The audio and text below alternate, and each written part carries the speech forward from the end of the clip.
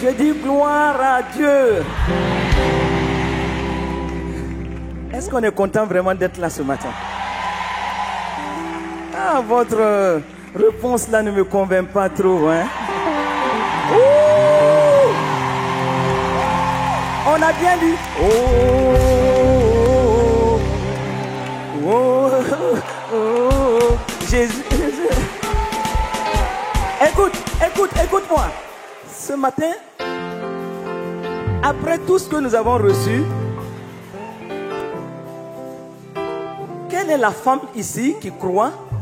Et quand je dis femme, ça veut dire qu'elle a transporté l'onction dans la maison. Donc, il n'y aura pas que les femmes, hein. Il y aura aussi les hommes qui vont vous esquisser 1 minute de pas de danse. Vous savez, on n'a pas le temps. On n'a pas le temps, hein. Donc, 1 minute de pas de danse pour... C'est-à-dire, c'est une danse prophétique. Une danse prophétique pour dire ce que j'ai reçu, c'est scellé. C'est scellé. C'est scellé. Au nom de Jésus.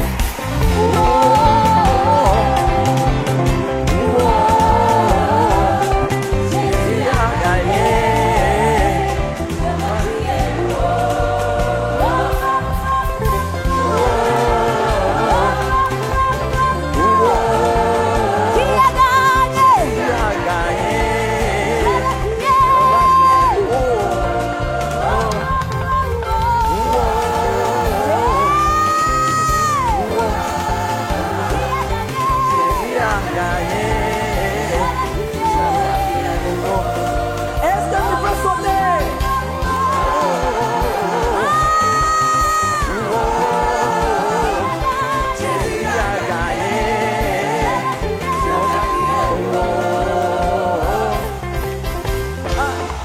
Amen.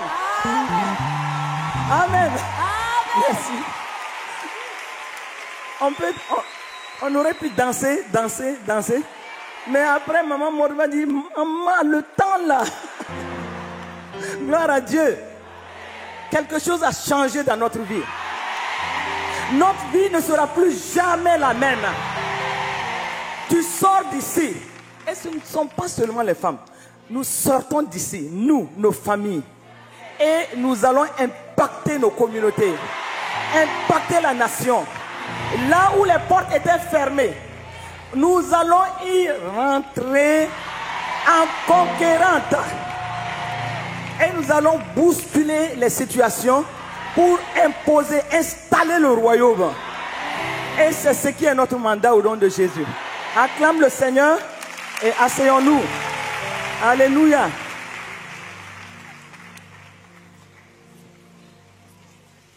Je voudrais vraiment bénir le Seigneur. Et une fois de plus, je dis encore à l'apôtre Yvan Castanou et à son excellente épouse, Maman Maud, que vraiment, il était bon pour nous de nous retrouver. Parce que de grandes choses se sont passées. Les vies ont été libérées. Les vies ont été affranchies. La conviction est venue pour nous, toutes les femmes, que le temps est venu où nous devons nous lever. Nous ne devons plus continuer à nous asseoir. Parce qu'il y a un mandat divin sur la vie de chaque femme. Et durant la conférence, le voile a été ôté. Les écailles sont tombées de nos yeux. Et nous avons vu clair. Et nous avons vu aussi où est-ce que nous allons aller agir. Parce que Dieu nous a donné un couloir unique. Ce n'est pas un couloir qui va s'interférer avec le couloir de quelqu'un d'autre. Et donc nous avons eu cette assurance que le temps est venu pour nous d'agir à la gloire de Dieu. Parce que nous avons dit plus jamais invisible. Mais pour plus jamais invisible pour la cause de Christ. Plus jamais invisible pour l'œuvre du Seigneur. Plus jamais invisible pour ce que le Seigneur veut faire à cette fin des temps. Et je ne cesse de le dire. Nous, enfants de Dieu, nous devons faire attention. Les temps ne sont plus comme avant. Ce que nous vivons aujourd'hui, ce sont des signes qui nous montrent que nous sommes en train d'avancer dans la fin des temps. Et donc, si notre maître est à la porte, nous devons faire attention. Quelles sont les consignes qu'il nous donne? Quelles sont les instructions qu'il nous donne? Et parmi les consignes que Dieu nous donne en ce moment, il y a une armée de femmes, des messagères de bonnes nouvelles, qui doit se lever et qui doit agir à la gloire de Dieu. Et ces messagères de bonnes nouvelles, quand elles vont se lever, comme il est dit dans le psaume 68, au verset 13, les rois, le verset 12 dit, le Seigneur dit une parole. Et nous avons tous eu la conviction, durant toute cette conférence, que le Esther 4.14, c'est le Seigneur qui a dit une parole. Il a parlé. Qui sait si ce n'est pas pour ce temps que tu es à la royauté? Qui sait si ce n'est pas pour ce temps que tu es là où tu es positionné? C'est une parole que le Seigneur a dite. Et si le Seigneur dit une parole, les messagères de bonnes nouvelles sont une grande armée. Et le verset 13 dit, et les rois des troupes adverses fuient devant les femmes. Quand ils disent ils fuient là, ce n'est pas devant n'importe qui, hein. C'est devant les femmes. Ils fuient, les rois des armées adverses fuient, et les femmes qui sont même restées à la maison vont partager le butin. N'est-ce pas glorieux? Ça veut dire que tout le monde aura sa part. Donc, si nous avons une parole comme celle-ci, bien aimés, nous devons faire ce que nous devons faire. Pendant cette conférence, moi je dirais, Dieu a fait sa part. Il nous a affranchis, il nous a restaurés, il nous a donné la liberté. Maintenant, c'est à nous d'agir et de glorifier son nom. Peut-être qu'une femme, jusqu'à la fin de la conférence, peut-être qu'elle s'est retirée, pas consciemment, mais au fond d'elle, elle s'est dit certainement, avec tout ce qu'on dit là, moi quand je regarde mes problèmes sont tellement complexes. Les difficultés sans nombre, c'est ce que je vis. Et quand je regarde ma situation, est-ce que moi je peux être visible? Donc ça veut dire que ces femmes-là se sont mises dans le groupe de celles qui se disent, quel que soit tout ce qu'on a dit là, au fond de moi, je regarde mes problèmes, je me dis que ça me sera difficile d'arriver à un certain niveau. Parce que tu ne le diras pas comme ça, tu diras oui, amen et tout, mais au fond de toi, il y a encore des questions. Est-ce que les forteresses qui me bloquent, est-ce que les difficultés qui sont là dans ma vie, comment est-ce que ces difficultés-là vont me permettre de sortir et d'être visible? Et nous tous, on a dit plus jamais invisible, plus jamais invisible. Ce n'est pas un slogan, c'est une réalité. Ça ne doit pas rester le thème d'une conférence. Ça doit être un engagement, un credo, un cri de cœur. Et chaque femme doit dire plus jamais invisible. Et je viens pour faire ce que le Seigneur me dit de faire. Qu'importe ce que l'ennemi va vouloir faire, moi je vais. Mais si tu n'arrives pas à te convaincre que quelque chose a bougé dans ta vie, ce matin, je voudrais amener une autre touche. Et qui va te montrer que ce que tu es en train de calculer là, il y a des femmes qui nous ont précédés. Des femmes qui, dans leur vie, étaient barricadées. Je peux dire même qu'elles étaient comme à Jéricho, barricadées et fermées. Et une vie où, quand on regarde, on a l'impression qu'il n'y a pas d'issue. Mais le Seigneur sait comment mettre sa main dans là où tu te trouves, dans le trou où tu te trouves, dans la boue de tes problèmes, entre les ordures où tu te trouves. Il va te puiser, t'enlever, t'extraire là-bas pour te rendre visible. Est-ce que je parle à une femme ce matin? Tu vas être rendu visible, visible, visible pour la cause de Christ. Et donc ces femmes-là, ces femmes, il y en a 3. 3 femmes, 3 destinées spéciales liées à Christ. 3 femmes, 3 destinées spéciales. Mais toutes ces destinées-là vont aboutir à Christ. Parce que vous voyez, quand il est dit dans Jean 7, le verset 42, l'Écriture ne dit-elle pas que c'est de la postérité de David et du village de Bethléem où était né David que le Christ doit venir? Le Christ doit venir. Et ce passage nous dit, c'est de la postérité de David. Mais maintenant, comment Dieu va s'y prendre? Regardez la sagesse de Dieu. Et c'est là où je vais vous citer ces 3 femmes. La première, c'est Léa, la mal-aimée. La deuxième, c'est Rahab. Et la troisième, c'est Ruth. Dieu est un scénariste hors pair. Et vous allez vous rendre compte que les destinées de ces 3 femmes étaient liées d'une certaine manière, jusqu'à ce qu'on aboutisse à Christ. C'est pourquoi j'ai intitulé ce message « 3 femmes, 3 destinées spéciales liées à Christ ». Donc, je suis en train de dire à quelqu'un ce matin que Dieu se préoccupe de ta visibilité plus que peut-être toi-même. Et Dieu nous aime plus que nous ne nous aimions nous-mêmes. Quand tu arrives à comprendre cela, je dis, tu auras une mentalité extraordinaire. Une mentalité de conquérant vainqueur. Parce que tu sais que rien ne t'empêchera d'accomplir ce que tu dois accomplir sur cette terre. Et c'est pourquoi souvent, quand les problèmes nous assaillent, les difficultés, les circonstances difficiles, et cela est valable pas seulement pour les femmes, mais pour tout le monde, les hommes comme les femmes. Les difficultés peuvent venir de toutes parts, et nous pouvons être comme fermés dans ces difficultés. Mais la bonne nouvelle, c'est que Dieu, qui t'a créé à son image, à sa ressemblance, il sait quel but est lié à ta vie. Il sait le projet qu'il a pour ta vie. Tu n'es pas un fait de hasard sur cette terre. Et donc, le Proverbe 16, verset 4 dit, il fait tout pour un but. Et ta vie, c'est pour un but sur cette terre.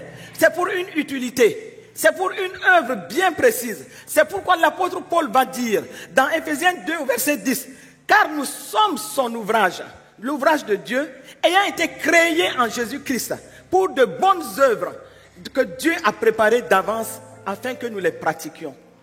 Et donc, si tu es convaincu d'une parole, de cette parole-là, tu dois savoir qu'il y a une bonne œuvre que tu dois accomplir. Tu dois savoir que tu dois sortir de l'invisibilité pour rentrer dans la visibilité. Pour cette bonne œuvre, ces bonnes œuvres que nous devons forcément accomplir. Et chacun doit accomplir ce que Dieu a prédestiné pour toi. Sinon, ta vie un jour sera comme inachevée. Parce que tu n'aurais pas fait ce pourquoi tu es venu sur cette terre. Tu n'aurais pas agi comme Dieu a voulu. Et c'est pourquoi Dieu lui-même va s'occuper de nous sortir de nos difficultés et nous catapulter dans notre destinée fructueuse. Parce que vous voyez, un verset qui est revenu souvent lors de cette conférence, c'était le Jérémie 1, verset 5, où Dieu dit à Jérémie, avant que je t'eusse formé dans le ventre de ta mère, je te connaissais. Et ça, c'est valable pour chacun. Ce n'est pas seulement pour Jérémie. Avant que nous n'ayons été formés dans le ventre de notre mère, Dieu dit, je te connaissais. Et avant que tu fusses sorti de son sein, je t'avais consacré. C'est-à-dire le projet pour lequel tu es venu sur cette terre. Je t'avais déjà prédestiné à cela. Dans mon programme, je t'avais déjà établi pour cela. Et pour Jérémie, c'était prophète des nations. Mais pour toi, c'est autre chose. Donc, mais, au même moment, chacun de nous doit comprendre que toute destinée est appelée à connaître certaines péripéties. Le cas de Esther que nous avons eu à étudier toute cette semaine était un cas assez pratique. Et nous voyons là une petite orpheline de père, de mère, mais elle est déportée, elle n'est pas dans son pays. Et elle a eu toutes sortes de difficultés. Mais comment cette petite fille orpheline à l'époque peut imaginer qu'elle sera un jour reine et qu'au moment où elle sera reine, Dieu va l'utiliser pour donc libérer le peuple juif qui était en menace et sous les menaces de mort. Comment? Elle pouvait jamais, on peut dire, mais comment ça peut se passer? Mais au moment, Dieu connaissant toutes choses avant même que nous on naisse, il connaît tous les détails de notre vie. Il connaît aussi ce qui va se passer dans le monde. Il sait aussi qu'il a un peuple qu'il doit protéger. Au moment où l'ennemi était en train d'aiguiser, écoutez bien, l'ennemi était en train de préparer son élément, son instrument. Dieu va susciter aussi un instrument qu'il va préparer minutieusement jusqu'à ce qu'elle soit positionnée là où elle doit être pour de façon stratégique intervenir au moment où le problème se pose.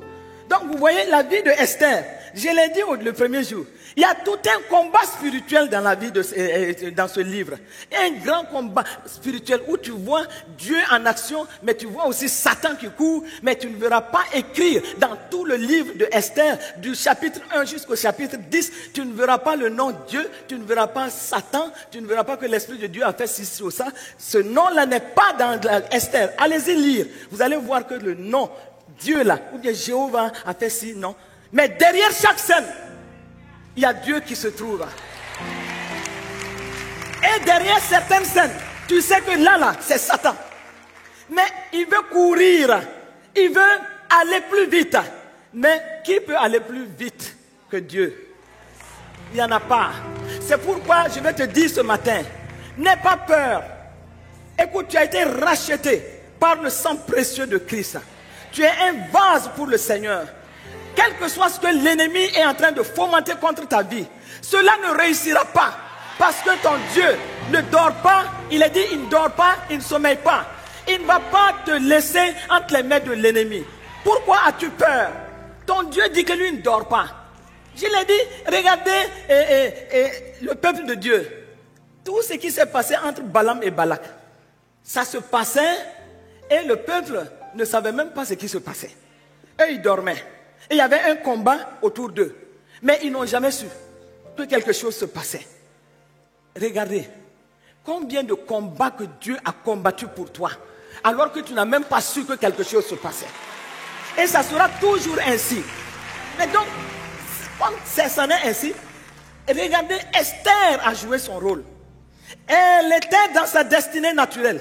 Un moment, il a fallu que Mardochée lui tape un peu dessus pour dire, hey, tu crois que tu es reine là-bas pour rien?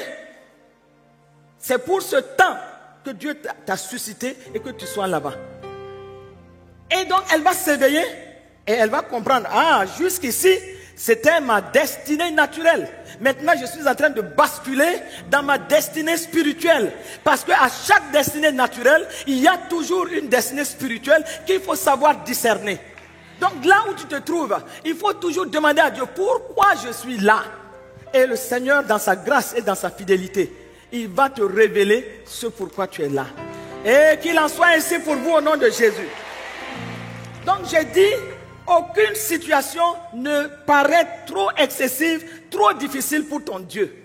Et c'est pourquoi tu peux être attaché, tu peux être bloqué par des circonstances. Tu peux être dans une limitation et ne même pas savoir comment t'en sortir. Vous voyez, exactement comme l'anneau dans Marc 11. Regardez, si Dieu peut s'occuper de la destinée d'un anneau, à plus forte raison qui? Toi. À plus forte raison, toi. Quand tu regardes dans la parole de Dieu, tu vas voir que 400 ans, Zacharie 9 parle de cet anneau. 400 ans avant. Si 400 ans avant, on peut parler de la destinée d'un anneau, et pour dire, voici cet anneau-là, c'est lui qui va porter le Seigneur pour sa rentrée à Jérusalem. Mais l'anneau était attaché. Quand le temps de l'anneau est venu, l'anneau était attaché. Et il a fallu que Jésus envoie pour que cet anneau-là soit détaché et qu'il puisse rentrer, je dirais, dans sa destinée. Parce que l'anneau était destiné à porter Jésus. C'était quelque chose de glorieux et il fallait que l'anneau accomplisse ce qu'il doit faire. Et l'anneau ne pouvait pas indéterminément rester attaché. C'est pourquoi je dis à quelqu'un ce matin, dans tes difficultés, tu ne seras pas indéterminément dans tes difficultés. Tu vas sortir de là au nom de Jésus. Et je te vois déjà sortir au nom de Jésus. Et c'est pourquoi je veux parler rapidement donc de ces 3 femmes. Ces 3 femmes-là, quand je parle de Léa, Léa, c'est la mal-aimée. Et nous connaissons l'histoire de Léa. Dans Genèse 29, du verset 15 au verset 17, nous voyons ce qui se passe autour de Léa et de Rachel. Nous voyons que Jacob, qui s'est retrouvé chez son oncle Laban, et il était en train de fuir devant son frère Ésaü. Mais il se retrouve là-bas. Et tonton Laban est un escroc, un expert en escroquerie. Et son neveu aussi, lui, il n'est pas des moindres. L'oncle trompe son neveu aussi trompe l'oncle. C'était un concours de tromperie. Et ici, là, chacun se croit plus intelligent que l'autre. Et maintenant, vous voyez, et il est dit, puis Laban dit à Jacob, nous allons aller là, parce que tu es mon parent, me serviras-tu pour rien? Dis-moi, quel sera ton salaire? Or, Laban avait 2 filles. L'aînée s'appelait Léa et la cadette Rachel. Et il est dit, Léa avait les yeux délicats. Délicats, mais Rachel était belle de figure. Donc, vous voyez, et Jacob s'engage à servir son oncle pour avoir droit de mariage avec Rachel. La Bible dit que les 7 ans étaient vite passés parce qu'il aimait tellement Rachel que les 7 ans là sont passés comme quelques jours. Parce que dans son cœur là, et c'était son choix. Il soupirait après Rachel. Il soupirait après cette belle jeune fille. Et donc, voici Léa, celle qui est la mal aimée. Donc, nous connaissons l'histoire. Au moment où c'était Léa qui devait être entre les mains de Jacob, il y a eu une tromperie et Jacob a glissé Léa à la place de Rachel. Le jour des noces, Laban plutôt. Laban a glissé Léa entre les mains donc de Jacob. Les jours de noces, on ne sait pas ce qui s'est passé. Il n'a pas su. Et le lendemain, il se rend compte que c'est Léa qu'on lui a donnée à la place de celle qui l'attendait depuis longtemps. Maintenant, son oncle qui est expert en escroquerie, va lui dire, bon, écoute, tu vas travailler encore 7 autres années. Et comme il veut vraiment de la femme, il va travailler encore 7 années pour donc avoir donc Rachel. Mais entre-temps, il est dit, et dans Genèse 29, verset 31, l'Éternel vit que Léa n'était pas aimée. Léa était la mal aimée. Il l'a rendue féconde, tandis que Rachel était stérile. Léa devint enceinte. Écoutez bien les noms. Et enfanta un fils à qui elle donna le nom de Ruben. Car elle dit, l'Éternel a vu mon humiliation. Parce que quelle est la femme qui se plairait d'être avec un homme qui ne l'aime pas? Elle se retrouve entre les mains de Jacob qui ne l'aime pas, mais qui est en train de regarder tous les jours l'autre qui l'aime, Rachel, sa sœur. Donc, à qui elle donna le nom de Ruben. Car elle dit, l'Éternel a vu mon humiliation et maintenant mon mari m'aimera. Donc, elle est en train de faire tout humainement, dans la chair, pour que son mari l'aime. Mais écoutez, ça ne marche pas ainsi. Le verset 33 dit, elle devait encore enceinte. Et enfantant un fils, elle dit, l'Éternel a entendu que je ne t'ai pas aimé et il m'a aussi accordé celui-ci et elle lui donna le nom de Siméon. Et le verset 34, elle devait encore enceinte et enfantant un fils. Et elle dit, pour cette fois, mon mari va s'attacher à moi, car je lui ai enfanté 3 fils. Regardez, ça c'est les efforts. Une lutte pour pouvoir être affranchi de son problème. C'est pourquoi elle lui donna le nom de Lévi. Et le verset 35 dit, elle devint encore enceinte et enfanta un fils. Et elle dit, 7 fois, je louerai l'Éternel. C'est pourquoi elle lui donna le nom de Judas. Et elle cessa d'enfanter. Maintenant, sa sœur Rachel, vous voyez le contraste? Elle va lui faire des scènes. Le verset 1 de Genèse 30 dit, Rachel vit qu'elle ne donnait point d'enfant à Jacob, elle porta envie à sa sœur. Et elle dit à Jacob, donne-moi des enfants ou je meurs. Donne-moi des enfants ou je meurs. Donc, Léa, elle a mal aimé.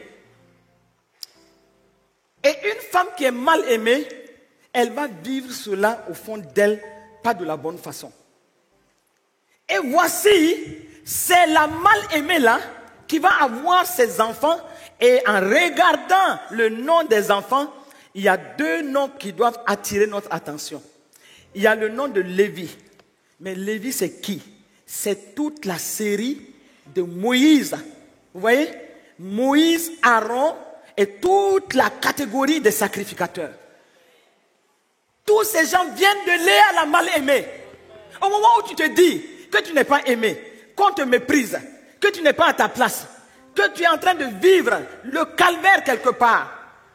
Et ça, c'est valable pour nous tous. Au moment où tu es en train d'être meurtri au fond de toi, Dieu fait sortir du bon à travers toi. Donc, regardez, et quand on parle de Judas, Judas vient de cette mal-aimée-là. Et donc, c'est cette Léa-là qui va révéler au monde entier la grande tribu de Judas, d'où va venir David et plus tard Jésus. Regardez. Donc, quand tu es là et tu te plains, quand tu es là et tu te dis, ah, qu'est-ce qui se passe? Qu'est-ce qui se passe? Mais regarde, c'est cette mal-aimée.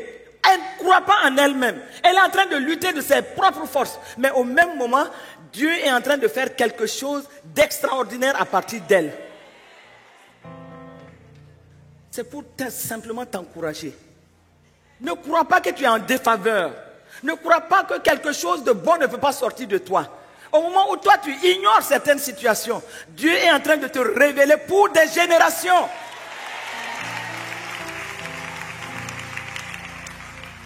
Et regardez, quand Jacob, avant sa mort, va bénir les 12 fils, regardez ce qu'il va dire de Judas.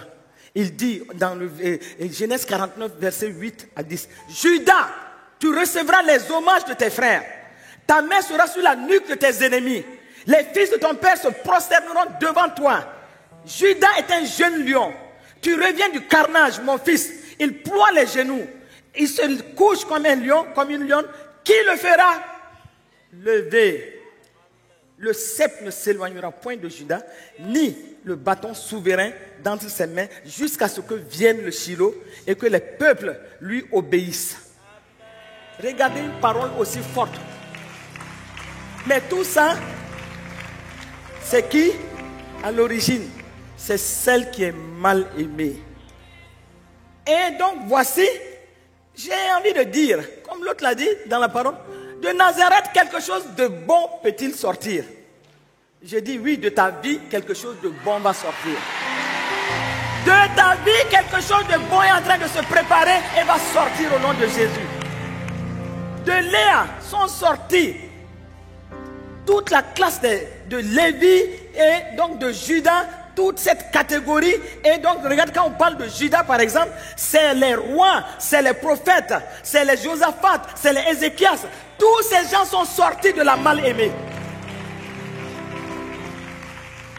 Si tu étais découragé, aujourd'hui, je vais te dire, je dis, au moment même où tu crois que les ténèbres te couvrent, tu es visible au nom de Jésus. Visible au nom de Jésus. David et Judas, c'est les 2 figures de proue de l'Ancien Testament. Mais d'où tout cela vient? De Léa, la mal-aimée. Rachel était le choix de Jacob, je dirais, dans la chair. Mais en réalité, quand tu regardes, d'où sont venus tous ces gens dont on parle, c'est de la mal-aimée. Née à la mal-aimée. Et Dieu nous précise qu'elle était mal-aimée. C'est pour te dire que dans ta vie, il va faire en sorte que de bonnes choses sortent. Ce n'est pas seulement même pour ta génération, mais c'est pour plusieurs autres générations. Ne regarde pas à toutes certaines considérations négatives autour de toi. Parce que l'ennemi va faire en sorte que tu aies des gens qui te regardent d'une certaine façon. Des gens qui se comportent mal envers toi. Des gens qui te méprisent. Mais toi, tu sais que tu es un trésor. Et que de ce trésor-là, des choses extraordinaires sont en train de se préparer à sortir. Et donc, avec ça, nous voyons déjà que Dieu, notre grand scénariste, déjà, il a scellé la première partie. De cette femme mal aimée, de grandes choses sont sorties. Maintenant, il va regarder encore. Ah, et Dieu, ah là là, moi j'ai dit, Dieu nous aime, hein. Dieu aime les femmes. Il aime les hommes aussi. Il nous aime tous. Mais je veux dire, au moment où nous sommes en train d'encourager les femmes, nous devons savoir que les destinées des femmes, quelles que soient les situations, Dieu fera en sorte que leur destinée se révèle et qu'elles accomplissent ce pourquoi elles sont sur cette terre. Donc, Dieu va aller rapidement prendre une autre femme. Et il a de l'humour, Dieu. Et vous allez voir que toutes ces trois femmes, personne ne pouvait parier sur elles. Maintenant, il finit avec la partie Léa. Dans son scénario, il faut qu'il prenne une autre femme. Il va aller regarder, il va tomber, il va prendre Rahab. Et là aussi, on va dire quoi? Rahab, la prostituée. Et vous allez voir que même dans la parole de Dieu, même dans le livre de Jacques, tu vas voir quand on parle de Rahab, la prostituée. Et c'est pour te dire qu'il y avait un avant dans la vie de Rahab, mais il y a eu un après dans la vie de Rahab. Et il y aura un avant dans ta vie, il y aura aussi un après dans ta vie. Dis-moi un amen au moins ce matin. Ne regarde pas aux difficultés. Ne regarde pas aux circonstances négatives autour de toi. Ne regarde pas aux épreuves qui t'amènent à t'asseoir et à gémir. Et souvent, on gémit tellement qu'on touche le cœur de Dieu. Moi, j'ai dit, tu sais, plus ta destinée est grande, plus des difficultés coriaces vont venir dans ta vie. C'est la révélation que tu dois avoir. Y a-t-il des difficultés, de grandes difficultés dans ta vie où tu te poses des questions? Sache que le niveau de tes difficultés présage le niveau de ta destinée qui sera élevé. Ça c'est clair, hein? Et ça se démontre dans la parole de Dieu. Donc, si tu veux regarder à tout ce qui t'entoure, tu ne vas pas croire en la parole de Dieu. Donc, regardez cette femme. Où est-ce qu'elle se trouvait? D'abord, elle est prostituée, Rahab. Et nous savons que la loi de Moïse défendait la prostitution et le proxénétisme de façon claire, de façon farouche. Mais au même moment, Rahab, elle se trouve où? Elle se trouve à Jéricho. D'abord, avant Jéricho, elle est cananéenne. Et quand on parle des Cananéens, on parle de ces peuples-là que Dieu a dévoués par interdit. Et Dieu a déclaré que son peuple, d'abord, il a fait en sorte que ces peuples-là soient mis à part. Et il ne devait pas avoir de lien entre le peuple d'Israël et ces peuples. Puisqu'il dit, dans Exode 23, 23, « Mon ange marchera devant toi et te conduira chez les Amoréens, les Essiens, les Phérésiens, les Cananéens, les Éviens et les Jébusiens. » Et il dit quoi? « Et je les exterminerai. » Donc, on ne peut pas dire que cette femme-là était en bonne position. Elle faisait partie de ce peuple-là. Et il était formellement interdit à Israël de traiter alliance avec ces peuples. Et vous pouvez prendre des références que vous allez lire dans Exode 34, 15 donc à 16. C'était clair. Il dit, garde-toi de faire alliance avec ces habitants du pays, de peur que se prostituant à leur Dieu et leur offrant des sacrifices, ils t'invitent et que tu manges de leurs victimes, de peur que tu ne prennes de leurs filles pour tes fils et que leurs filles se prostituant à leur Dieu n'entraînent tes fils à se prostituer à leur Dieu. Donc, les consignes de Dieu par rapport donc à ces peuples-là, c'était clair.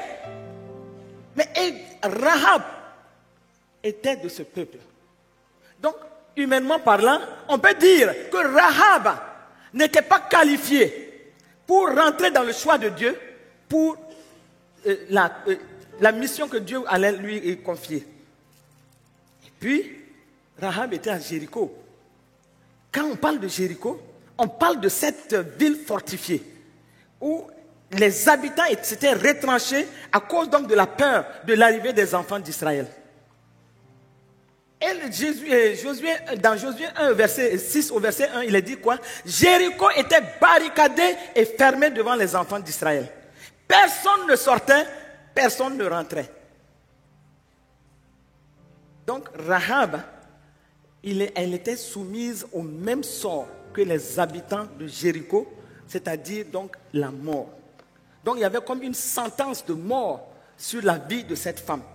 Parce que la prise de Josué savait qu'il fallait coûte que coûte prendre Jéricho et donc cette femme était soumise aux mêmes conditions que tout le monde. Mais au même moment, voici pour la prise de Jéricho, 2 espions vont partir. On ne se demande jamais comment ces espions-là, on dit bien que Jéricho était fermé, barricadé et fermé. Comment ils ont pu rentrer? Est-ce qu'on se pose cette question? Il y a quelque chose, un mystère là. Et quand ils sont rentrés dans Jéricho, mais ils pouvaient aller partout ailleurs. Comment leurs pas les ont conduits chez cette prostituée? Voici toutes les questions. Mais dans tout cela, Dieu était en train de travailler. Il était en train de conduire les pas de ces espions.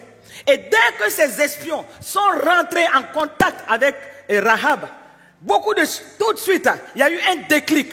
Rahab ne les a pas accueillis comme elle accueillait les autres hommes qui venaient pour ce qu'elle faisait. Elle a compris tout de suite qu'il y a un enjeu, quelque chose qui était en train de se passer sur le plan spirituel, sur sa vie. Et tout d'un coup, elle va avoir la foi, elle va lier, elle va avoir une alliance avec ce peuple à travers les 2 espions. Et les 2 espions, en sortant de chez Rahab, je fais court parce qu'on n'a pas suffisamment de temps, en sortant de là, ils sont sortis en sachant qu'il y a une alliance entre leur Dieu et cette femme. Et donc, qu'est-ce qui va être dit? Les espions sont partis avec cette consigne, en lui laissant des consignes. Voici tout ce que tu dois faire. Tes parents qui sont éloignés, tu les amènes dans ta maison. Parce que quand Jéricho sera détruit, et toi et ta famille, vous serez sauvés.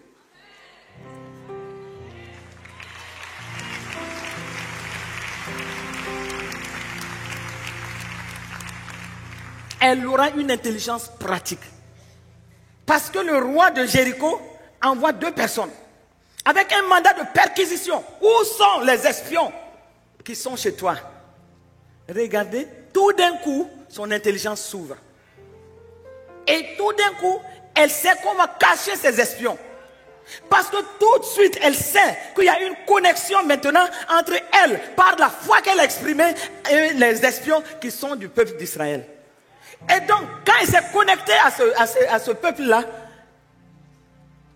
tout a commencé à changer dans sa vie. Et elle savait, au fond d'elle, que l'ancienne Rahab est en train d'être passée. Maintenant, il y a quelque chose, un projet de vie qui va se manifester pour elle. Et au moment où elle rentre en connexion avec ce peuple, Elle était en train de rentrer en connexion avec sa destinée. Elle était en train de rentrer en connexion avec son futur. Elle était en train de rentrer en connexion avec ce que Dieu a prévu pour sa vie. Parce que tout de suite, vous savez, il y a certaines choses qui sont spirituelles. Tout de suite, c'est comme si l'Esprit de Dieu te dit, ici, là, fais attention. Parce qu'il y a quelque chose qui est en train de se passer pour ta vie. Et c'est pourquoi aussi toutes ces femmes qui sont venues à cette conférence, je sais que lors de certains messages, certains se sont identifiés à certains messages et au moment où tu as reçu l'onction de certains messages, ça veut dire que ta délivrance par rapport à ton problème a été effective au nom de Jésus. Et l'onction de grâce s'est manifestée dans la vie de toutes les femmes. La restauration a été pour toutes les femmes. Il y a certaines choses, c'est le témoignage intérieur qui va te dire que à partir d'aujourd'hui, je suis passé à un autre niveau. Tu n'as pas besoin qu'on vienne te transporter pour te montrer physiquement certaines choses. Ça, c'est spirituel. Et tu dois saisir les choses, l'ambano, saisir ta bénédiction, saisir ta destinée, saisir ta visibilité. Et c'est pourquoi nous avons dit, plus jamais invisible. Plus jamais invisible.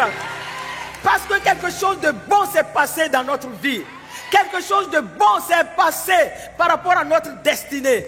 Et si nous n'avions pas compris avant que nous étions dans notre destinée, nous devions passer dans notre destinée spirituelle, Dieu nous a ouvert les yeux et il nous a donné l'onction et il nous a donné aussi le courage de franchir le Rubicon et de savoir qu'à partir de maintenant, nous ne serons plus dans la négligence, nous ne serons plus dans la peur, nous ne serons plus dans la lassitude, parce que Dieu a fait de bonnes choses pour nous, il nous a délivrés et nous devons aller comme de véritables conquérantes pour agir pour la cause du royaume.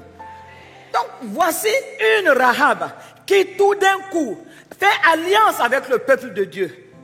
Et c'est pourquoi je dis toujours, Rahab, c'était comme une perle, du diamant, mais dans la boue. Il fallait l'extraire. Et Dieu va mettre toutes les ressources pour l'extraire. Elle était dans cette vulnérabilité émotionnelle, aggravée et par une vulnérabilité spirituelle, parce qu'elle était au milieu des idoles. Mais regardez, Dieu va faire en sorte que cette femme-là soit dénichée, je dirais, de Jéricho pour commencer à rentrer dans sa destinée prophétique. Et donc, en parlant des ressources, voyez comment la prise de Jéricho a été faite. Josué va donner des consignes à tous ces grands généraux, à tous ces hommes de guerre. Il dit, vous ferez le tour de Jéricho 6 fois. Et le 7e jour, c'est 7 fois que vous devez faire en poussant des cris. Et quand on t'explique, le mur de Jéricho là, c'est très épais et très large. Donc ici, le surnaturel divin va se passer. Et en faisant ce que Moïse a dit, le 7e jour, les murailles de Jéricho se sont écroulées. Et nous allons voir que tout est écroulé sauf la maison de Rahab. Tout est écroulé. Regardez, tout est écroulé sauf la maison de Rahab, avec le cordon rouge qui indiquait que c'était chez elle. Vous voyez? Et on fait sortir donc Rahab de ce milieu avec sa famille.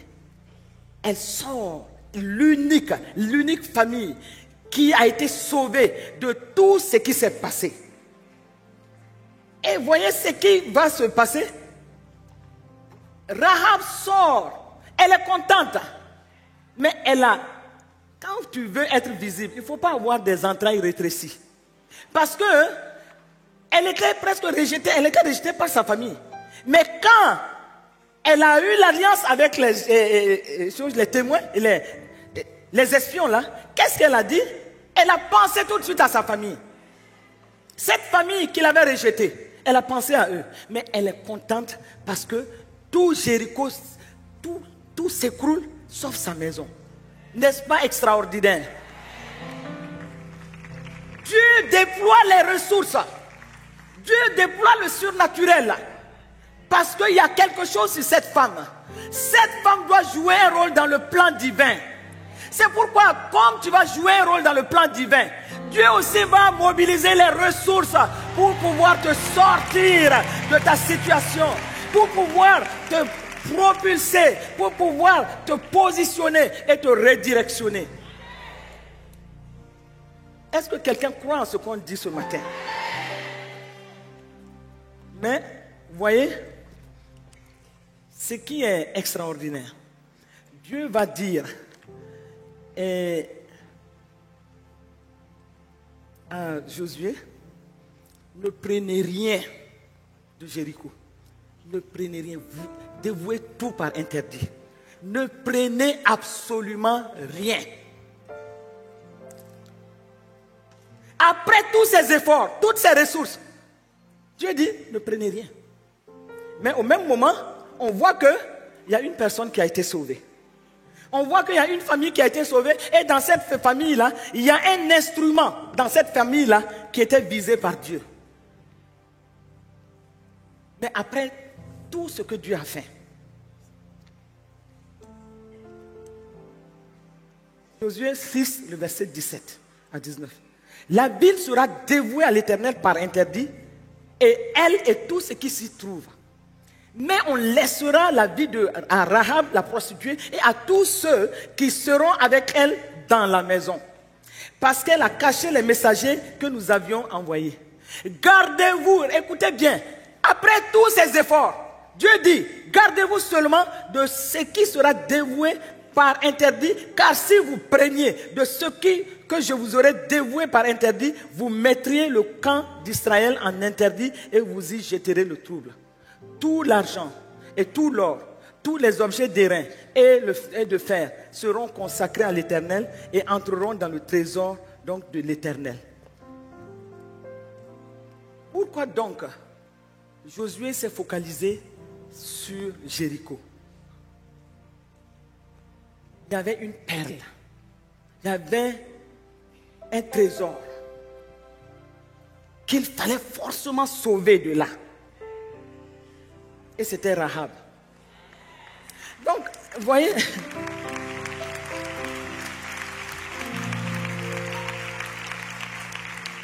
tous ceux qui ont agi pour la prise de Jéricho, ces grands généraux, ces hommes de guerre, et qui devaient faire les tours, en silence en plus. Et le 7e jour, faire tout ce qu'on a dit de faire. Et après, Dieu dit, vous ne prenez rien. Mais on voit que dans tout cela, il y a une femme qui sort. Plus tard, ils vont comprendre, ils vont s'asseoir et se demander, mais au juste, on a fait tout ça là, pour qui? On a fait tout ça.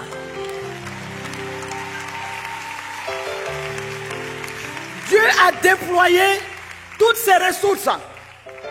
Dieu a mobilisé tous les instruments qu'il fallait, toutes les ressources, toutes les stratégies pour faire la prise de Jéricho. Parce qu'il fallait dénicher l'instrument de Dieu. Et de tout ce qui s'est passé, c'est de Rahab qu'il s'agissait. Il n'y avait rien d'autre, hein? Je vous assure, il n'y avait rien d'autre. Il fallait sortir l'instrument de Dieu. Parce que sa destinée va venir compléter d'une certaine façon la destinée de Léa, la mal-aimée, et pour pouvoir continuer dans le scénario de Dieu. Est-ce que je parle à quelqu'un ce matin?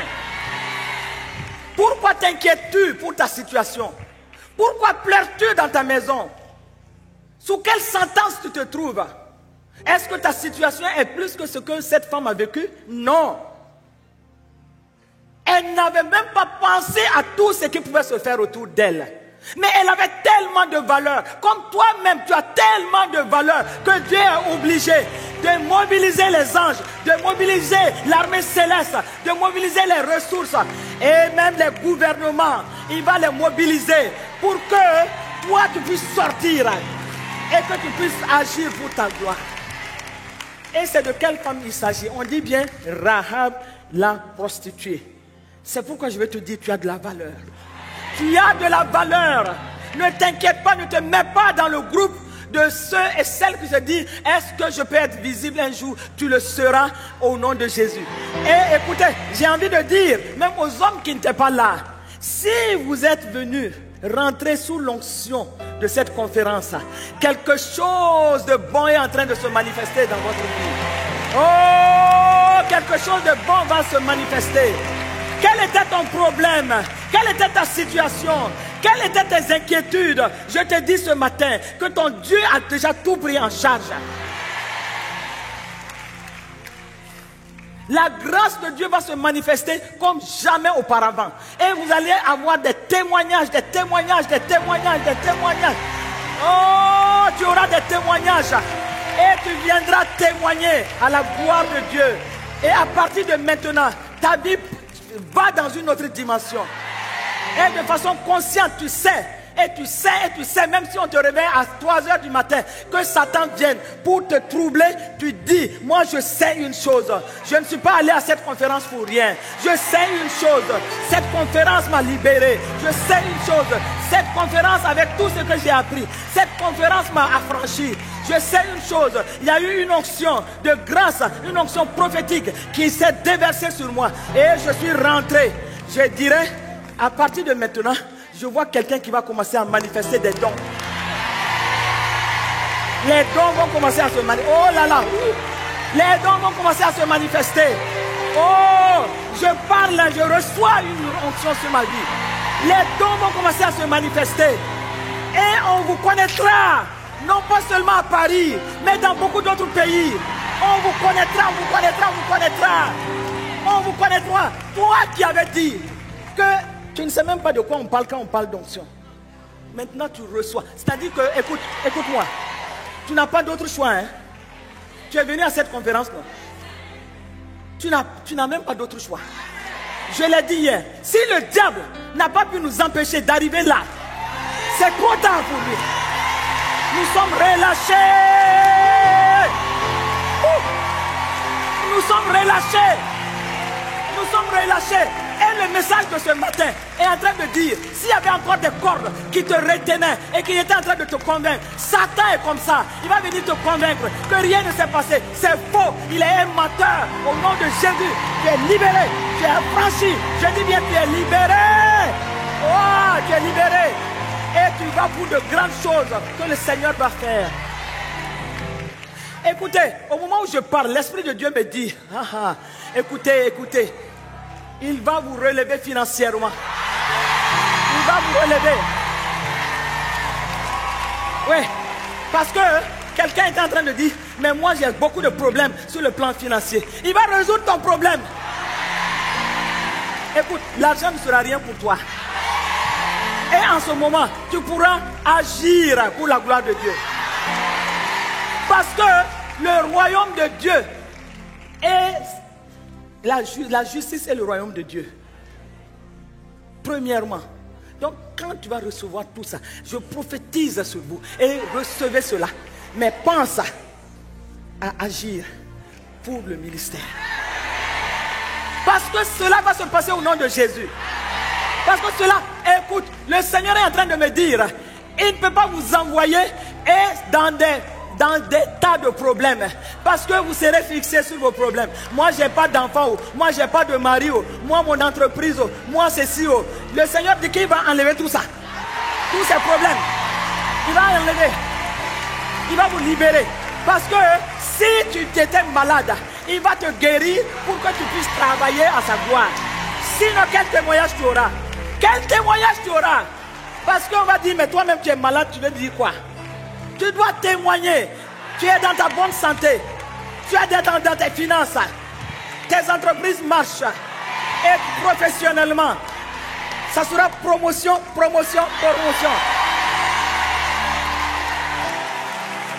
Et ceux qui n'avaient pas encore de boulot, le Seigneur va ouvrir de façon inattendue des portes. Je vois quelqu'un qui sera en train de courir. Maman Maud, on m'a fait 3 propositions. Aide-moi à choisir. Toi qui n'avais même pas, maintenant, tu vas dire, aidez-moi à choisir. Parce que je ne comprends pas. Et tout est bon. Tout est bon. Ça se passera. Au nom de Jésus, ça se passera. J'ai dit que ça se passera. Est-ce que tu crois en ça ce matin?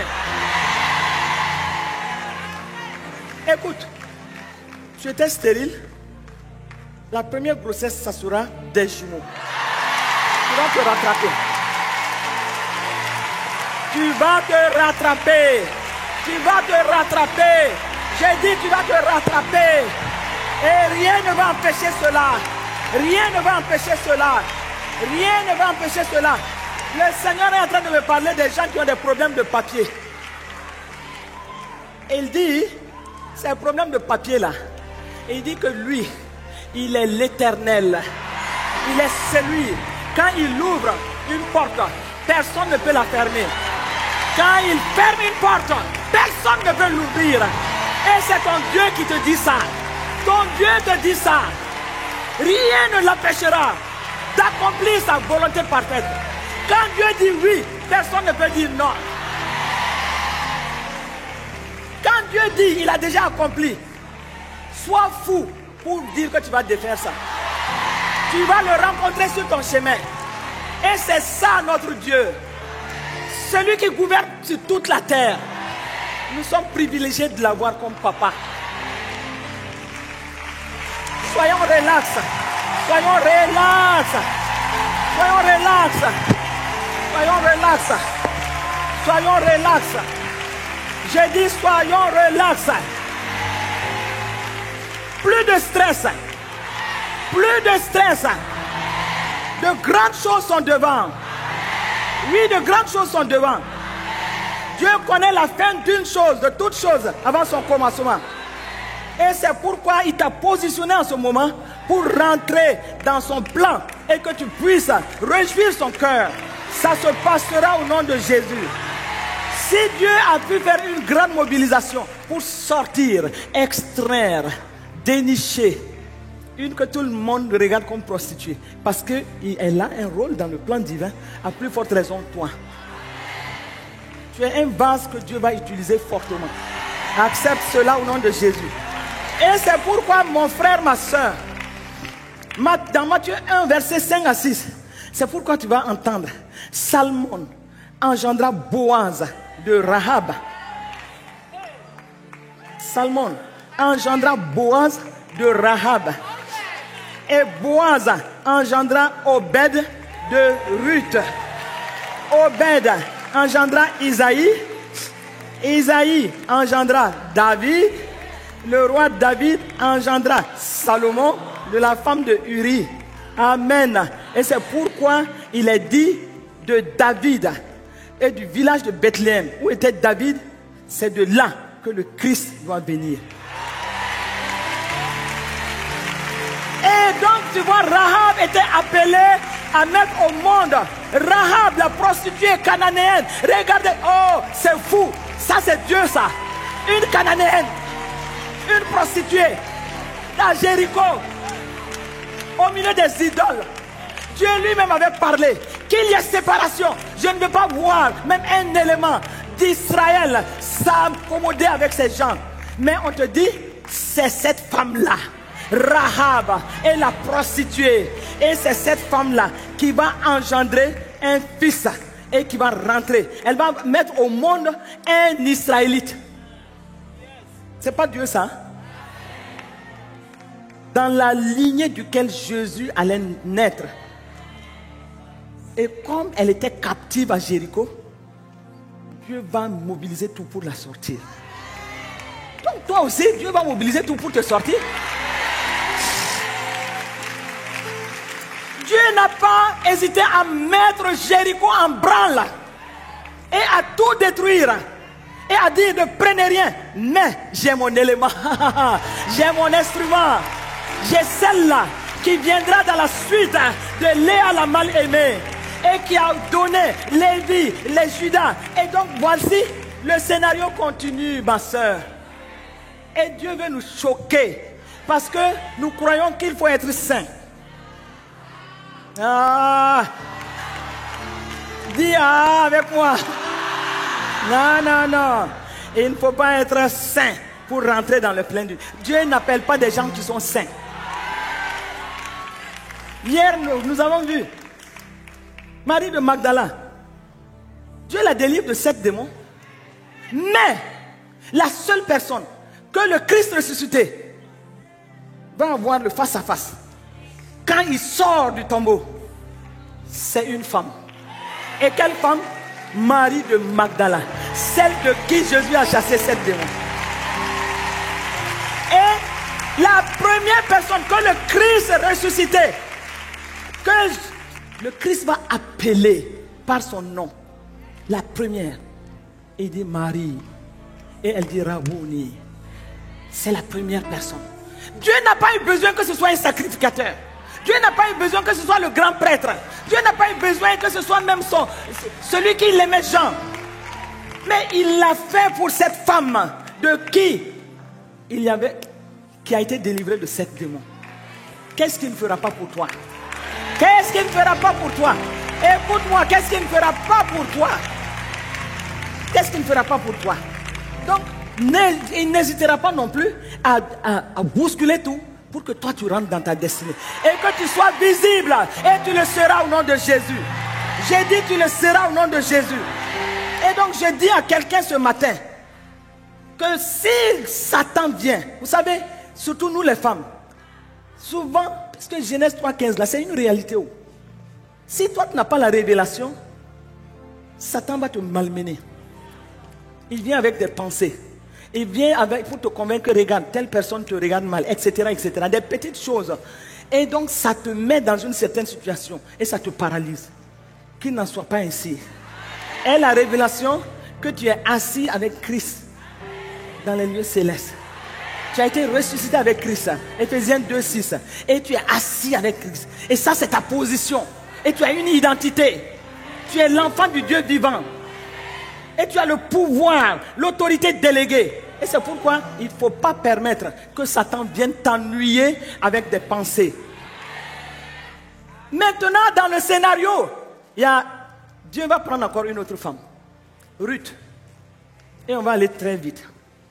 Dieu prend une autre femme. Et moi, j'ai dit, un départ totalement raté. Et Dieu va prendre cette femme-là que moi je vais même appeler, comme on le dit là, une outsider. On ne peut pas parier sur sa vie. Tout est bloqué.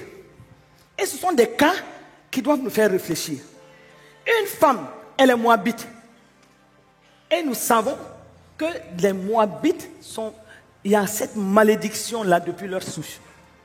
Et là aussi, Dieu a dit à son peuple qu'il n'y ait aucun lien entre son peuple et les moabites. Et vous voyez tous ces cas-là, c'est Dieu lui-même qui dit ça.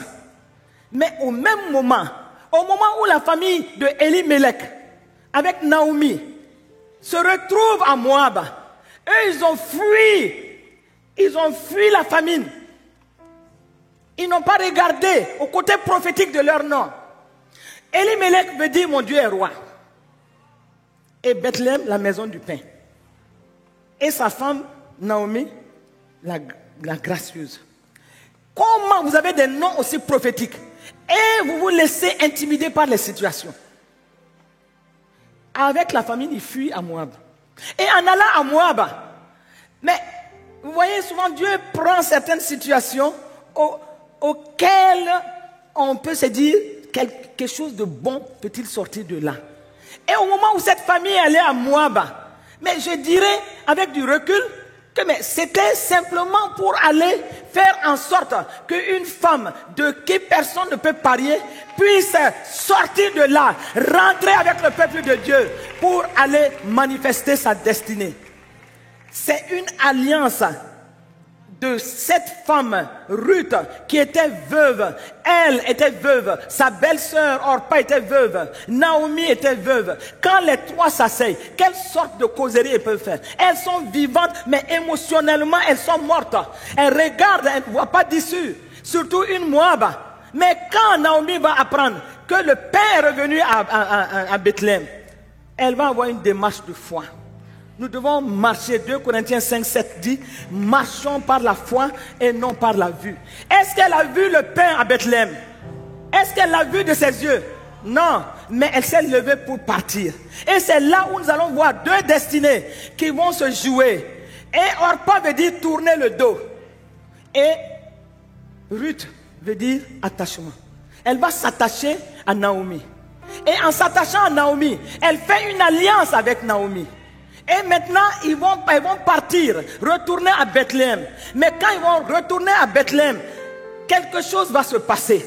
Dieu va connecter, et on n'a pas le temps de rentrer dans les détails, mais Dieu va connecter cette femme-là, Ruth, qui est moabite, qui est veuve, qui était sans espérance, qui était dans des lendemains incertains. Elle ne peut pas parier que quelque chose de bon va sortir, mais elle a pris le risque. C'est pourquoi, au moment où nos destinées s'accomplissent, au moment où nous devons être visibles, il faut savoir reconnaître les gens que Dieu place devant nous. Parce que Dieu va amener des gens et il faut une connexion. Ici, il y a eu une connexion. Mais si tu ne sais pas reconnaître, Rahab a reconnu les espions. Ruth a reconnu Naomi. Et regardez, elle va retourner, elle va partir avec Naomi. Dès qu'elle arrive elle arrive avec Naomi dans son pays, tout de suite, on voit des choses, des circonstances que Dieu va orchestrer. Dieu va orchestrer des situations. Et elle va tomber sur Boaz. Et Boaz va l'épouser. Voyez? Boaz va l'épouser. Et quand Boaz va l'épouser, maintenant, la boucle est en train de se refermer. Donc, de toutes ces femmes, Dieu n'a pas considéré leur situation. Dieu n'a pas considéré ce qui caractérisait leur vie. Dieu n'a pas considéré certaines choses que humainement, c'est-à-dire que si c'était des qualifications humaines, personne n'allait les positionner. Parce qu'on allait dire, ah non, non, non, ça dit tout sauf ces gens. Et c'est au moment où on dit tout sauf toi, qu'on verra le doigt de Dieu sur ta vie. On verra le doigt de Dieu sur ta vie. Écoute, tes ennemis viendront se prosterner devant toi. Parce qu'ils vont reconnaître que Dieu est en train de faire des choses extraordinaires à partir de ta vie. Quand ils vont reconnaître cela, ils n'auront pas d'autre choix que de venir à toi et de recevoir la grâce que tu as. Est-ce que tu veux recevoir cette grâce ce matin? J'ai dit, reçois cette grâce ce matin. Prends possession de cette grâce ce matin.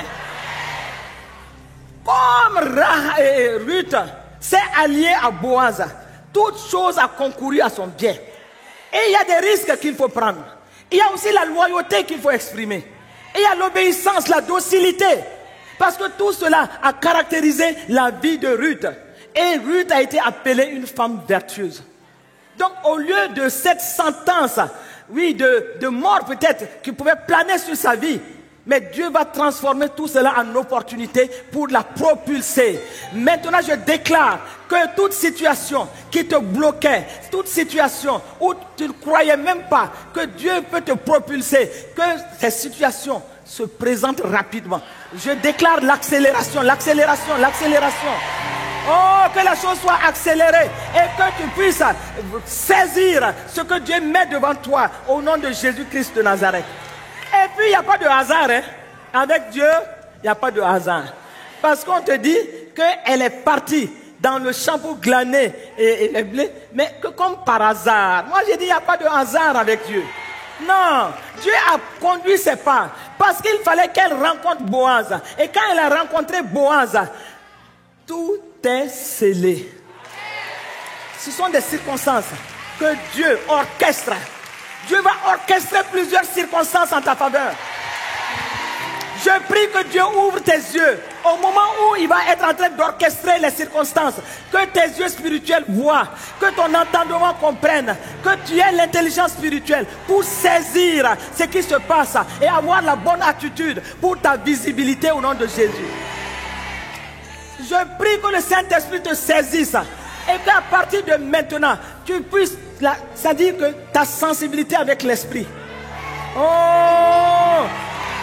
Ah, que ta sensibilité avec l'Esprit se manifeste.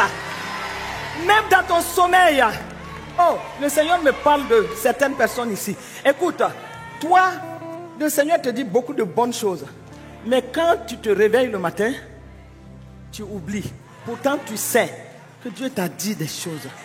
À partir de maintenant, je déclare maintenant que la main de l'ennemi qui était là pour enlever ses rêves, alors que tu as un don dans ce domaine, Dieu veut t'utiliser même dans ce domaine, mais l'ennemi est en train de fermer ton intelligence. À partir de maintenant, recevez la grâce, la libération. La libération, parce que le Seigneur veut vous parler dans votre sommeil. Il va vous parler dans votre sommeil. Il va vous montrer la voie à suivre. Il va vous donner l'intelligence spirituelle. À partir de maintenant, soyez libérés de ça. Soyez délivrés de ça au nom de Jésus. Oh Satan, tu ôtes ta main. Tu ôtes ta main de leur vie au nom de Jésus-Christ. Tu auras la sensibilité spirituelle. Vous savez, quand tu as la sensibilité spirituelle, tu es gai. Rien ne te surprend. Oh. Non, rien ne te surprend. Mais tu es stable en toi. Et tu n'en veux à personne. Parce qu'on ne lutte pas contre la chair. On lutte contre ce qui est derrière la chair. Et en ce moment, tu luttes contre ce qui est derrière la chair. Tu te délivres, tu passes ton chemin. C'est pourquoi nous devons apprendre à prier beaucoup en langue. Apprenons à prier beaucoup en langue. Et si tu avais cette situation, mets ta main sur ta tête et tu commences à prier en langue. Tu commences à prier en langue. Tu commences à prier en langue. Il y a de la grandeur sur ta vie. Prie en langue, prie en langue, prie en langue.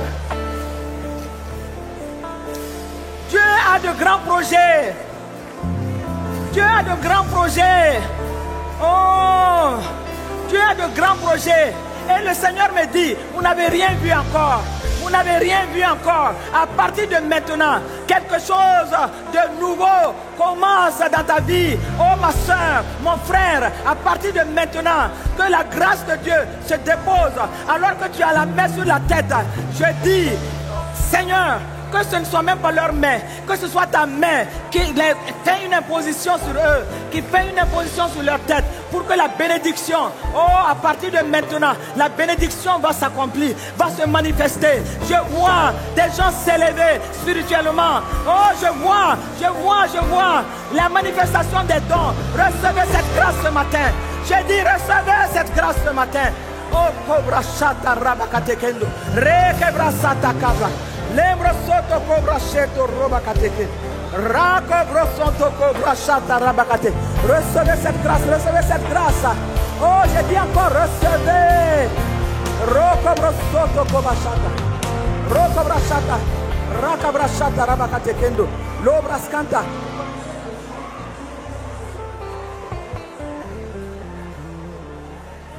Roko brachata. Continuez à prier en langue. Vous savez, il y a de la grandeur. Il y a de la grandeur. Dieu a de grands projets pour vous. Priez en langue, priez en langue. Vous n'allez plus porter des vêtements de deuil. Vous n'allez plus porter des vêtements de défaite. La peur s'enfuit au nom de Jésus. Esprit de peur, d'intimidation. Tu libères maintenant le peuple de Dieu. Tu libères. Leur destinée doit s'accomplir. Ils seront visibles au nom de Jésus. Je dis, ils seront visibles. Ils seront visibles au nom de Jésus. Oh, si la vie de la mal-aimée a porté beaucoup de fruits, la vie de Rahab a été un instrument pour Dieu, et que Ruth a aussi accompli sa destinée. Écoute, la grâce de Dieu se manifeste. Quelque chose va se passer dans ta vie. Le Seigneur me dit dans cette semaine même, cette semaine qui commence, plusieurs vont témoigner à la gloire de Dieu. Plusieurs vont témoigner à la gloire de Dieu. Vous avez une libération ce matin. Vous avez une onction de grâce sur votre vie. Recevez cela. Vous savez, maintenant, pour terminer, on va prier en langue. Vous savez, quand nous allons prier en langue, nous sommes en train de dire que quelle que soit la situation, quelque peu qui veut te résister ou qui veut t'empêcher, ou encore que l'ennemi va vouloir orchestrer pour te dire tu as fait tout ça là, ou bien encore tu as reçu toutes ces paroles, c'est pas vrai. Nous allons dire comme il est dit. De même aussi l'Esprit nous aide dans nos prières, parce que l'Esprit de Dieu connaît précisément ce qui même va se passer. Donc tu es en train de bloquer tout cela déjà. Tu es en train de bloquer tout cela. Élève ta voix maintenant et prions bruyamment en langue. Prions en langue. Prions en langue. Prions en langue. Roko brashata rabakatekendo. Lobrasendo kobrosoto robakate. Libraskanta makarabakashanta. Renverse les raisonnements. Renverse tout ce qui s'élève contre la connaissance de Dieu de ta vie. Renverse tout ce qui peut se positionner dans ta vie. Renverse cela. Brise le bras de l'ennemi qui se lève contre toi au nom de Jésus. Et je vais vous entendre prier en langue. Prions. Le Seigneur est en train de faire quelque chose. Le vent de l'esprit. Recevez cette libération ce matin. Oh, prions. Rika brosoto cobra shanta. Lambro soto cobro baba shedo. Limbras canta macaraba cachata. Zubras canta macaraba cachata raba catekendo. Robo bobo soto roba cateke. Ribras canta prier. Canta macaraba cachata. Reba bobo. Rabas. Recabas. Mobrasan. Rakamosoto. Lobrasan. Robo Rakabrasata, Rekebrababa, oh Rakabrasata, Lebrosoto Borasata, Rabakatekende, Lobrasata, Makarabakashata, Mabobo Soto Borasata, Rabakate. Oh, prie à langue. Oh, prie. Dans le règne de l'esprit, quelque chose d'extraordinaire est en train de se passer. Dans le règne de l'esprit. Oh, la main de Dieu est en train. Libra Kababa Shata Rabakatekende. Robo Shata Rabakatekende. Lubra Santa. Mabre Baba Shata Rabakate. Recevez la grâce de guérison ce matin. Libra Santa Baba Soto Cobra Shata Rabakate. Reba Baba. Lubra Santa Kaba. Oh, le Seigneur est en train de toucher. Il est en train de toucher des gens. Recevez la délivrance ce matin. Le Seigneur est en train de toucher. Il y a un vent de l'esprit. Le vent de l'esprit. Recevez la grâce. Oh, que tout jour soit brisé au nom de Jésus. Saint-Esprit, touche. Oh, touche.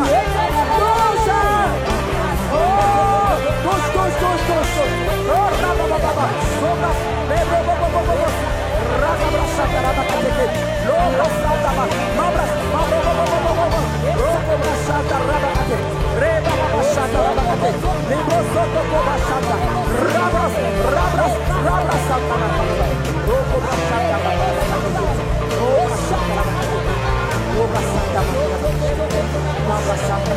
Au nom de Jésus-Christ de Nazareth.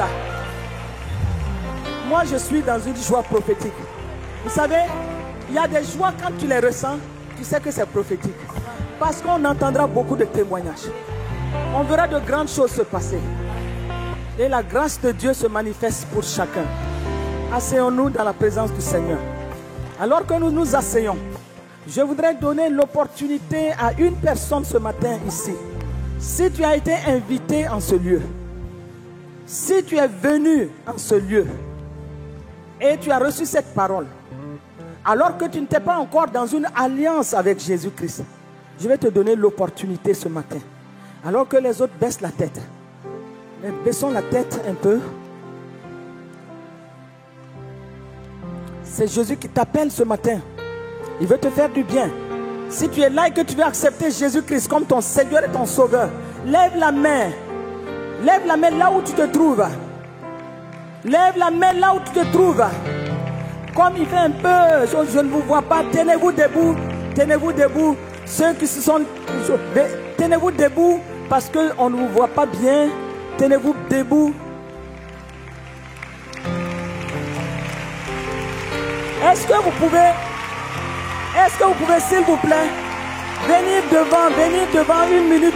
Venez, ne regardez personne, venez. Ça va être très rapide, 1 minute. Si vous venez vite, ça sera bien. Venez, le Seigneur vous aime. Viens à Jésus, il t'appelle. Il t'appelle aujourd'hui, viens. Oh, Jésus est là. Et c'est Jésus qui vous appelle. C'est Jésus qui vous appelle. Jésus qui vous appelle. Venez, venez, venez. Vous ne venez pas à un homme. Vous venez à Jésus. Vous venez à Jésus. Vous venez à Jésus. C'est Jésus qui vous appelle. Ce n'est pas un homme. Ce n'est pas une femme. Écoutez, c'est le meilleur choix de votre vie. Quand j'ai donné ma vie à Jésus, tout a changé dans ma vie. Quand j'ai donné ma vie à Jésus, je ne fais qu'aller de progrès en progrès, de dimension en dimension. Venez, s'il vous plaît. La grâce de Dieu vous attend. Venez, s'il vous plaît. Quelque chose de bon vous attend. Venez, il y a encore des gens qui hésitent. N'hésitez pas. N'hésitez pas. Jésus vous appelle. N'hésitez pas. S'il vous plaît, ne regardez pas vos voisins. Ne regardez pas ceux qui vous entourent. Levez-vous. Venez à Jésus. Venez donner votre vie à Jésus. Et venez vous jeter dans ses bras. Je vous assure, c'est le meilleur choix que vous êtes en train de faire. Je vous assure, la grâce de Dieu est là. Vous allez voir, la bénédiction va vous accompagner. La bénédiction sera avec vous. C'est pas fini, il y a quelques-uns qui hésitent. Levez-vous, venez. Oh, venez à Jésus. Venez à Jésus. Venez à Jésus. Je dis c'est à Jésus. Celui qui donne la vie. La seule vie. Le chemin. La vérité. Jésus. Venez. Venez. Venez. Acclamons le Seigneur. Venez, venez, venez, venez. Venez, venez, venez, venez à Jésus. Venez à Jésus. Alléluia, venez à Jésus. Oh, c'est beau, c'est bon. Oh, d'avoir le Seigneur dans sa vie. Venez à Jésus. Oh, n'hésitez pas. Quelque chose de bon se passe. Au ciel, Dieu est debout. Je dis bien au ciel, Dieu est debout. Il y a de bonnes choses qui vont sortir de vous. Au ciel, oh la gloire de Dieu. Dieu est debout, il vous accueille. Il vous accueille. Il vous accueille ce matin. Il vous accueille, il vous accueille. Mes frères, mes soeurs, Dieu est bon. Il va vous faire de bonnes choses. Votre vie ne sera plus jamais pareille. Alléluia. Alléluia. Hey, il y a, je crois, 2 ou 3 personnes qui hésitent. Et l'Esprit de Dieu me dit, si vous ne venez pas, vous allez comprendre plus tard pourquoi il vous a donné l'opportunité. N'hésite pas. Si tu es là et que tu hésites, rejoins le groupe, on va prier pour vous.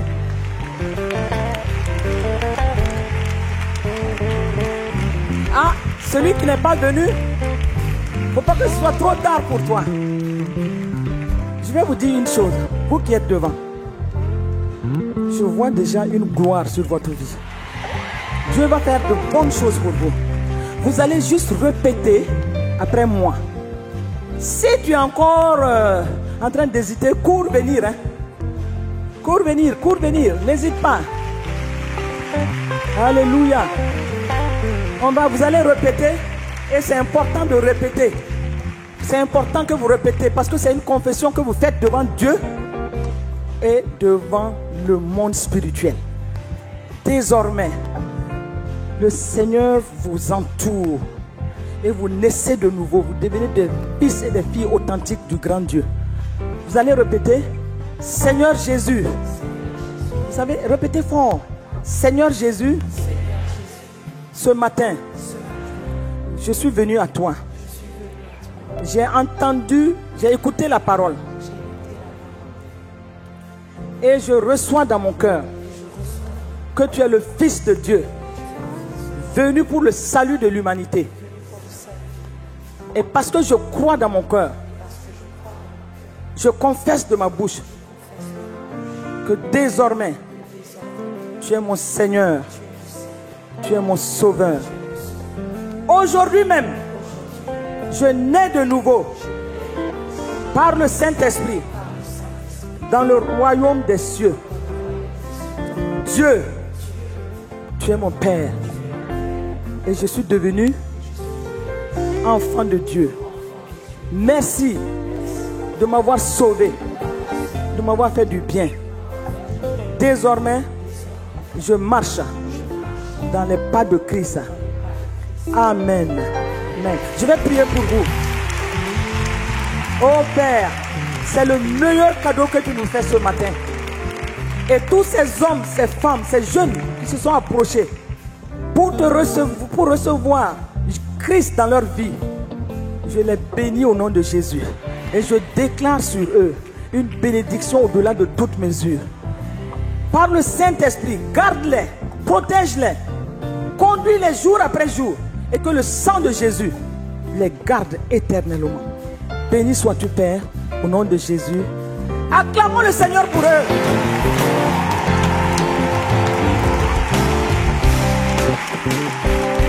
Conseillers, vous pouvez les amener. Vous pouvez les amener, les conseillers, c'est fini. Amenez-les, amenez-les. Et au moment où ils s'en vont, je présente encore le livre La femme, tu as une destinée. Pour ceux qui n'avaient pas encore vu ça, puisqu'aujourd'hui c'est toute l'assemblée qui est là. Et c'est important que nous les femmes nous ayons ça. Épouse de pasteur, mère de l'église locale. Et Abraham et Sarah, quelle leçon tirons-nous de leur vie de couple? C'est la série sur les couples. Et l'amour, la loi royale. Et au moment où je termine, Papa Karambiri m'avait dit ce matin de vous saluer.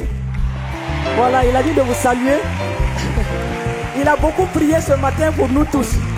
Que Dieu vous bénisse. Et une fois de plus, je vous dis tout mon amour. Et je continuerai de prier. Vraiment pour tous ceux qui ont reçu des paroles de grâce. Parce que je vais entendre des témoignages qui vont glorifier Jésus. Amen.